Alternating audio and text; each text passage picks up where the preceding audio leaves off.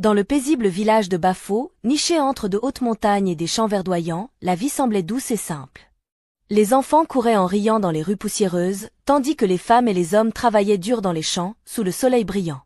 Au cœur de cette harmonie se trouvait la rivière Nyala, une rivière magnifique dont les eaux claires donnaient tout au village, de quoi boire, laver et faire pousser les récoltes. Mais derrière cette beauté se cachait une peur profonde. Nyala, malgré son apparence paisible, était au centre d'une terrifiante légende. Chaque année, un vendredi inconnu, une jeune fille disparaissait près de ses rives. Aucune trace, aucun cri, seulement le silence, comme si la rivière avalait la vie elle-même. Et pourtant, ses eaux continuaient de couler, tranquilles, comme si rien ne s'était jamais passé. Les anciens racontaient que des esprits mystérieux habitaient dans la rivière. Ces esprits, disaient-ils, demandaient une jeune fille chaque année pour calmer leur colère ou leur faim. Cette histoire glaçait le sang des villageois. Les parents gardaient leurs filles sous une surveillance stricte, et personne n'osait approcher Nyala, surtout les vendredis. Car le plus effrayant était l'incertitude, personne ne savait quel vendredi serait choisi par la rivière. Dans le village vivait une jeune fille nommée Aïcha. Âgée d'environ 15 ans, elle était orpheline de mère depuis l'âge de 6 ans. Son père, Oumar, s'était remarié avec une femme nommée Matou. Malheureusement, Matou ne l'aimait pas. Elle la voyait comme une charge inutile. Tous les jours, Aïcha travaillait du matin au soir. Elle portait de lourdes charges, balayait la cour et s'occupait de toutes les corvées de la maison. Matou, de son côté, ne faisait rien et passait son temps à critiquer Aïcha. Un jour, alors que le soleil se levait à peine, Matou appela Aïcha d'une voix sèche. « Aïcha, réveille-toi !» Les vêtements sales s'accumulent. « Va à la rivière et lave-les. » Aïcha se figea. Ce jour-là, c'était vendredi, et tout le monde savait qu'il était interdit de s'approcher de la rivière ce jour-là. Elle répondit d'une voix tremblante. « Non, maman Matou. Aujourd'hui, c'est vendredi. Je ne peux pas y aller. » Matou haussa le ton, furieuse.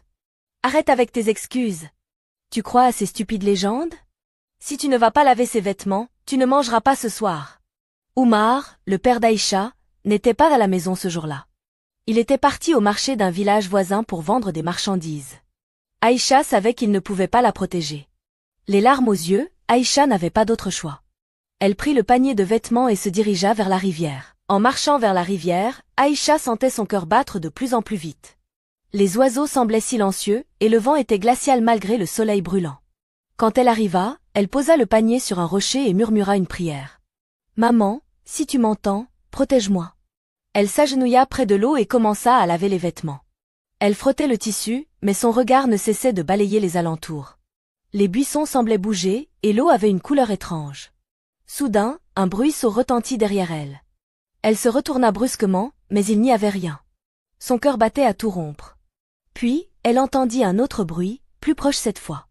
Quand elle leva les yeux, elle vit quelque chose bouger dans l'eau. Ses mains tremblaient. Elle voulut courir, mais il était trop tard. Un crocodile gigantesque surgit de l'eau avec une rapidité terrifiante.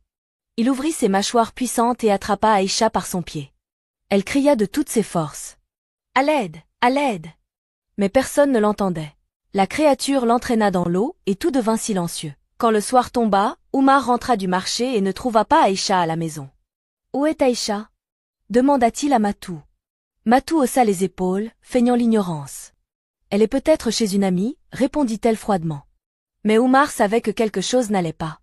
Il demanda aux voisins s'ils avaient vu Aïcha, mais personne n'avait de nouvelles. Bientôt, tout le village fut au courant de sa disparition.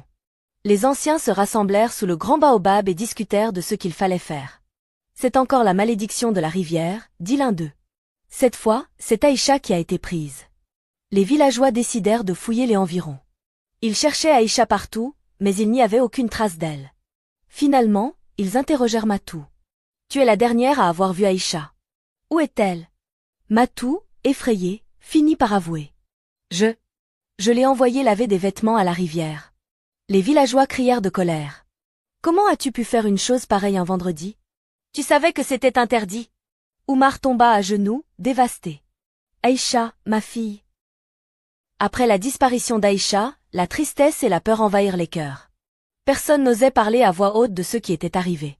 Pourtant, Yahya, un jeune homme courageux et proche d'Aïcha, ne pouvait pas rester les bras croisés. Il ressentait une étrange compassion pour elle, un désir de l'aider, sans savoir pourquoi. Il refusait d'accepter qu'elle soit perdue à jamais. Je vais la retrouver, déclara-t-il avec détermination.